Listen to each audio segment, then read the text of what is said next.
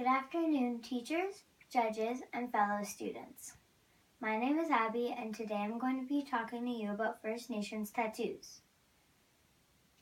I will be informing you about how the First Nations would put tattoos on themselves and what tools they used. Also, I will be explaining why they tattooed themselves and what stories the tattoos told.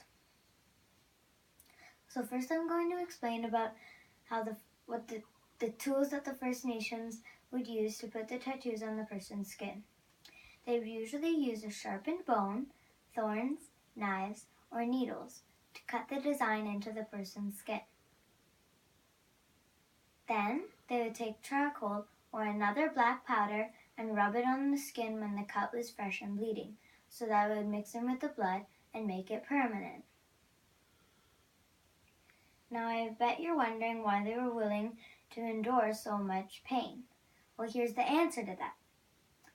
Tattooing was a very important part of their culture.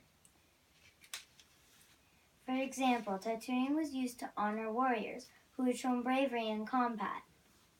An Iroquois chief, known to the French as Nero, was known to have 60 tattoos on his thighs. Each one represented an enemy killed by his own hand. The First Nations people also believed that certain tattoos could protect them and ward off evil spirits. The Sioux believed that if a warrior dies and then he becomes a spirit, that the warrior mounted a ghostly horse and began his journey to the many lodges of the afterlife. Along the way, the spirit of the warrior meets an old woman that blocks his path and demands to see his tattoos. If he has none, then she will turn him back and demands that he remains in the world of the living as a wandering ghost.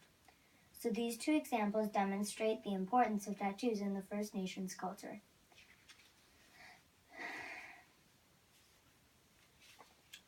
Now, here's a fun fact to top things off about our very own Prime Minister, Justin Trudeau.